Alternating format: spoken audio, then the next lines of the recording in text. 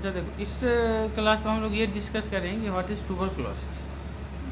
ठीक है, तो ट्यूबरकुलोसिस क्या है, कैसे होता है, क्या क्या रूट ऑफ इन्फेक्शन है,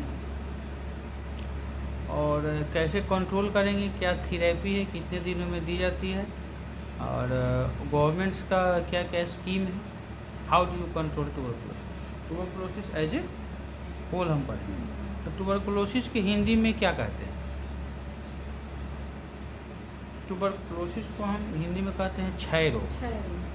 क्षय मीन्स किसी चीज़ को नहीं, विलुप्त। क्षय माने, हाँ, क्षय होना माने कोई चीज़ झड़ जाता है। जैसे हाँ, कोई चीज़ अगर जैसे आप यहाँ कोई चीज़ लगाए और धीरे धीरे धीरे धीरे वो नीचे आता चला गया, माने हाँ घटता चला गया। बहुत मोटा पेड़ है और धीरे धीरे धीरे धीरे धीरे धीरे पतला हो गया, इसी को बोलते हैं क्षय। इंग्लिश में उसको कह सकते हैं डीके, मीन्स वो झड़ रहा है, धीरे धीरे धीरे धीरे कम रहा है। तो टीबी के मरीज का क्या होता है कि धीरे धीरे उसका न्यूट्रिशन खराब होता है, जिससे उसका शरीर का जो मसल्स पार्ट वो धीरे धीरे छोटा होने लगता है और वीक हो जाता है, और इन्फेक्शन के कारण वो धीरे धीरे माल न्यूट्रिशन हो जाता है। तो मोटा पतला आदमी भी बहुत दुबला हो जाता है। ठीक है, तो जिसका कारण है कि इसको क्षय रोग अस्पताल, क्षय रोग बोला जाता है। ठीक है, और यहाँ जहाँ पे इसकी इलाज होती है उसको बोलते हैं क्षय रोग हॉस्पिटल। ठीक है, अब ट्यूबरकुलोसिस किससे होता है? ट्यूबरकुलोसिस एक बैक्टीरियल डिजीज है, माइकोबैक्टीरियम ट्यूबरकुली करके एक बैक्टीरिया है जिसके कारण होता है। वो एसिड फास्ट बेसिलाई है। ठीक है, एसिड फास्ट में स्टेनिंग किया जाता है तो स्टेन को रिटेन करता है, तो उसी को इसीलिए उसको बोलते हैं एसिड फास्ट बेसिलाई। ठीक है, अब अगर नॉर्मली ऐसा बोला जाता है कि डोरमेंट स्टेज में छाती में, लंग्स में टीबी की बैक्टीरिया हर समय अवेलेबल रहती है, और वो थोड़ा सा भी इम्यूनिटी अगर आपका कमा तो वो फ्लेयर अप हो जाएगा। ठीक है, वो लंग्स में एक कॉम्प्लेक्स बना के, ट्रायड बना के रहती है, उसको बोलते हैं ट्यूबरकुलर कॉम्प्लेक्स। टीबी नहीं है लेकिन स्थिर है वहाँ पे आपका बैक्टीरिया। आपका थोड़ा सा भी इम्यूनिटी कम हुआ, कोई भी दूसरी बीमारी हुई तो वो जग जाता है, जग के आपको एक तब वो करेगा एक्टिव ट्यूबरकुलोसिस। वो डॉर्मेंट स्टेज में, मैंने सुषुप्त अवस्था में, सोने की अवस्था में, और उसके बाद वो आपको करेगा। अब वो लंग्स को इन्फेक्ट किया तो वो हो गया पल्मोनरी ट्यूबरकुलोसिस, छाती में इफेक्ट किया। तो अब वो क्या होगा कि ब्लड सर्कुलेशन में मिल जाएगा, घुल जाएगा, तो ब्लड जहाँ जहाँ जाएगा, जहाँ जहाँ कमज़ोर पड़ेगा वो उसको इन्फेक्ट करेगा। उसके बाद वो हड्डी में जाएगा तो उसको हड्डी में जाके इन्फेक्शन करेगा, जहाँ जाएगा तो उसको बोन टीबी कर सकता है। स्पाइन में करेगा तो स्पाइनल ट्यूबरकुलोसिस, जिसका दूसरा नाम है पॉट्स स्पाइन। ठीक है, स्पाइन अगर ट्यूबरकुलोसिस में अगर इन्वॉल्व है, ठीक है, तो उस बीमारी को हमको लोग बोलते हैं पॉट्स स्पाइन। ठीक है, स्पाइन में करेगा, लंग्स में कर रहा है, इवन किडनी में करता है। लीवर बहुत रेयरली इफेक्टेड होता है लेकिन हो सकता है। छोटी आंत, बड़ी आंत, स्मॉल इंटेस्टाइन, लार्ज इंटेस्टाइन को भी इफेक्ट करता है। लार्ज इंटेस्टाइन को ज़्यादा करता है। ठीक है, ये इलियोसिकल जंक्शंस में जाकर के ज़्यादा इफेक्ट करता है, जहाँ लार्ज इंटेस्टाइन और स्मॉल इंटेस्टाइन जुड़ता है। ठीक है, वहाँ पे इसका कॉमन साइट है इफेक्ट करने का। तो मैंने बॉडी का कोई भी ऐसा ऑर्गन नहीं है जिसको, हाँ, इनफेक्ट आपका इवन आई में होता है, स्किन में होता है, स्काल्प में होगा, फिंगर में होगा, हिप में होगा, माने कहीं सब जगह आपका हो सकता है। तो ट्यूबरकुलोसिस एक ऐसी बीमारी है जो ऐसा बैक्टीरिया है जो हर शरीर के पार्ट को आपको इफेक्ट कर सकता है। और वो किसके थ्रू फैलेगा? एक दूसरे से अगर फैलेगा तो क्या, कफ के थ्रू फैलेगा। उसको बोलते हैं, जिसको बोलते हैं हम लोग ड्रॉपलेट इन्फेक्शन। तो ड्रॉपलेट इन्फेक्शन के कारण जो कफ का ड्रॉप्स बनेगा और जो खांसी करने के समय जो बाहर आता है, तो वो अगर आप इनहेल कर लिए, अगर शरीर में चला गया, उसमें एक्टिव बैक्टीरिया है, तो वो जाकर के आपको इफेक्ट कर देगा। आपका इम्यूनिटी अगर अच्छा है तो हो सकता है ना करे, इम्यूनिटी अगर हल्का सा भी कम हो गया तो इन्फेक्ट करेगा। अब क्या क्या दिक्कत हो सकती है? लंग्स इन्फेक्टेड होगा तो क्या होगा? पहला चीज़ होगा कफ आएगा, दूसरा चीज़ है फीवर आएगा। फीवर कफ, यही उसका कॉन्सिक्वेंस है। उसका बॉडी एक हो सकता है, ठीक है। उसके बाद आपका वेट लॉस होगा। तो इसमें बोला जाता है कि फीवर आता है, लो ग्रेड फीवर आएगा, बहुत हाई नहीं, 103-4 नहीं आता है, लो ग्रेड फीवर आएगा। हाँ, लो ग्रेड फीवर आएगा। और वो specially evening rise of temperature आता है। क्या रहता है? इवनिंग राइज, मैंने शाम में बॉडी का टेम्परेचर आपका बढ़ेगा, ठीक है। और साथ में आएगा कफ। अगर इस जगह अगर इलाज नहीं हुआ कफ, तो उसके बाद आता है कफ मिक्स विथ ब्लड, उसको बोलते हैं हीमोप्टासिस। क्या बोलते हैं? हीमोप्टासिस। तो अगर आपका कफ मिक्स विथ ब्लड है, अगर आ रहा है, हीमोप्टासिस हो रहा है, तो कॉमनेस्ट इंडिया में कॉज है ट्यूबरकुलोसिस। तो आपको रूल आउट करना है ट्यूबरकुलोसिस। लेकिन जनरली ट्यूबरकुलोसिस लेकिन मेनली होता है कि नॉन स्पेसिफिक अगर इन्फेक्शन हो गया आप अगर लंग्स में, तो हो सकता है कि वो हीमोप्टासिस हो जाए। तो अब आपको फीवर है, कफ है, वेट लॉस है, और कभी कभी क्या होता है कि छाती में पानी भर जाता है, जिसको बोलते हैं हम लोग प्लूरल इफ्यूजन। ये लंग्स के इस साइड में पूरा पानी भर जाता है, तो that is also a kind of tuberculosis. तो वो पानी भरता है ड्यू टू एलर्जिक रिएक्शन। जो आपका बैक्टीरिया है वो शरीर में घुसा हुआ, तो उसको लड़ने के लिए, उससे रिएक्शन होने के लिए बॉडी का जो प्लूरा है वो रिएक्ट करता है, जिसके कारण वो उससे वाटर फ्लूइड सिक्रीट होता है, जो लंग्स में प्लूरल स्पेस में भर जाता है। इसको बोलते हैं प्लूरल इफ्यूजन, ठीक है।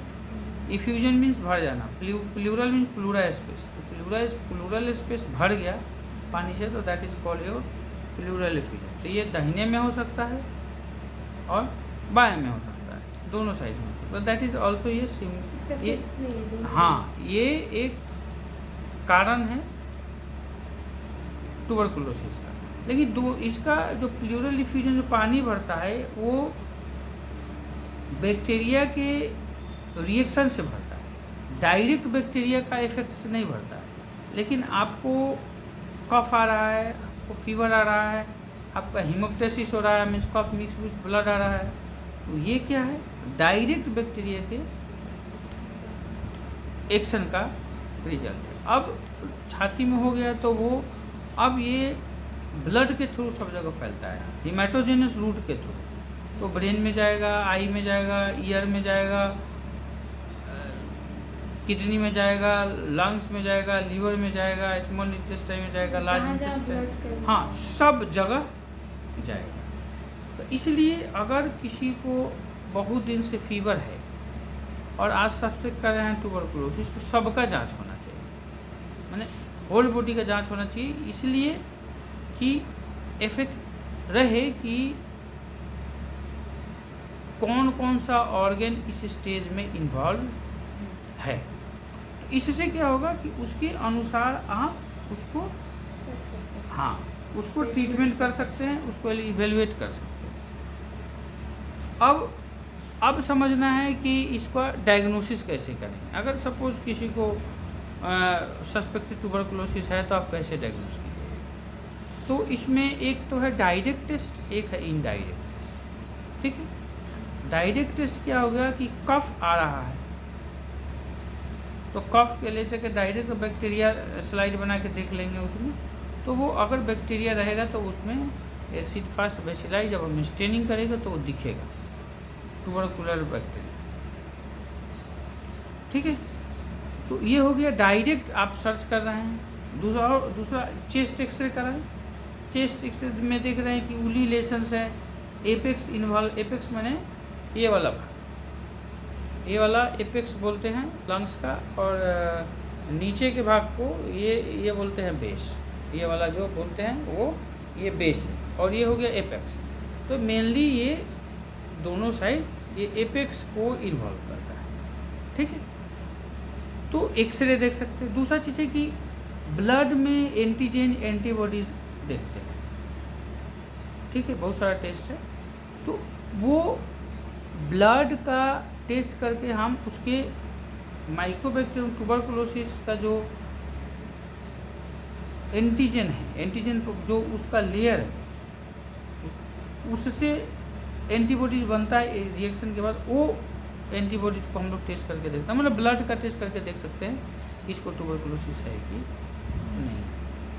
अब सपोज कन्फर्म पता चल गया कि इसको ट्यूबरकुलोसिस है, अब इलाज करने का क्या तरीका है कि आपको अगर गवर्नमेंट सेटअप में हो या प्राइवेट सेटअप में, अभी नियम है कि आपको गवर्नमेंट को नोटिफाई करना है कि ये बीमारी ट्यूबरकुलोसिस इस आदमी को, इस पर्सन को हुआ है। सरकार को बताना है, खुद से आप इलाज नहीं कर सकते। ठीक है, तो जब वहाँ पे एंट्री होगा तो वहाँ पे अब वहाँ पे ट्रीटमेंट स्टार्ट होगा। तो ट्रीटमेंट क्या है इसका, डॉट्स थेरेपी देते हैं, directly absorb short term therapy. ठीक है, क्या है directly absorb treatment short course dots. ठीक है, तो डॉट्स को क्या है कि ये इसलिए बनाया गया है कि बहुत सारा जो पेशेंट है तो उसको टीबी डायग्नोस हुआ, उसको आपने ट्रीटमेंट किया, लेकिन वो दवा माने खा नहीं रहा है, आपने 1 साल का दवा दिया, कोर्स पूरा नहीं किया। ठीक है, तो बीच में ही छोड़ दिया, 1 महीना खाया, उसको रिलीफ हुआ, उसके पास तो उससे क्या होता है कि जो आपका ड्रॉप आउट केसेस बढ़ जाता है, और उसको तो बीमारी ठीक नहीं हुई, कोर्स पर दवा नहीं खाया तो उसको जब दूसरी बार होगा उसको ट्रीट करना बड़ा मुश्किल है, उसको बोलते हैं रेजिस्टेंस केसेस। तो उसमें आप दवा दे रहे हैं लेकिन वो काम ही नहीं करेगा, तो वो होता है resistance cases of pulmonary tuberculosis, या कोई जहाँ जो इफेक्टेड है ट्यूबरकुलोसिस, तो वो रेजिस्टेंस हो गया। आप उसमें इसमें देना है 4 दवा, तो वहाँ आपको दवा आपकी 6-7 आपकी बढ़ जाएगी, ड्यूरेशन भी बढ़ जाएगा कि कितने दिनों में आप कर रहे हैं ट्रीटमेंट। और डॉट्स में क्या है कि 2 ही कैटेगरी बनाया गया है। पहला कैटेगरी है कि फ्रेश, जिसका पहले कभी ट्यूबरकुलोसिस नहीं हुआ, उसको आप टेस्ट करके और डॉट्स थेरेपी दे रहे हैं। और दूसरा वेराइटी क्या हो गया, रेजिस्टेंस है, रिलैप्स है, कम दवा खा के आया, नहीं खा के आया, कुछ दिन में छोड़ दिया, तो उसको हम कैटेगरी 2 में रखते हैं, और कैटेगरी 1 में न्यू केस। तो ट्रीटमेंट क्या है, ट्रीटमेंट ये है, ड्यूरेशन 2 पार्ट है, intensive phase, continuation phase. Intensive phase मैंने शुरुआती का तो जो 2 महीना है, इसमें 4 दवा देना है।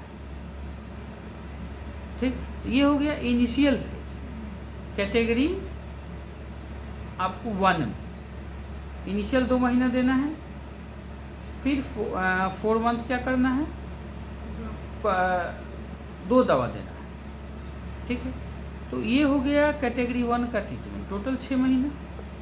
कैटेगरी 2 में तो फेलियर, रेजिस्टेंस, जो इलाज कभी नहीं लिया वो है। तो उसको हम कैटेगरी 2 में रखते हैं। तो उसका जो इनिशियल ट्रीटमेंट होगा, इंटेंसिव फेज होगा, उसका ज़्यादा होगा, क्योंकि इसमें ज़्यादा दवा दे करके रेजिस्टेंस है, दवा कम नहीं करा तो हम ज़्यादा दवा देंगे। उसमें जो इंटेंसिव फेज चलेगा वो 3 महीना चलेगा, कंटिन्यूएशन फेज चलेगा वो 6 महीना चलेगा। तो यहाँ हो गया 9 महीना, उधर हम लोग इलाज किए 6 महीने। तो यही 2 रेजीम है ट्यूबरकुलोसिस के डॉट्स के अंदर ट्रीटमेंट करने का। दूसरा चीज़ अभी गवर्नमेंट ने कुछ पैसा निर्धारित किया है जो मरीज को दिया जाता है न्यूट्रिशन के लिए, खाने के लिए, और कुछ विटामिन की ज़रूरत है और कुछ की ज़रूरत है, तो उसकी तो उसको पर पेशेंट 5000 दिया जाता है। और डॉक्टर को भी आजकल पैसे दिए जाते हैं। आप अगर केस सरकार को रिपोर्ट करते हैं तो एक केस पे शायद 1000 ऐसा कुछ है।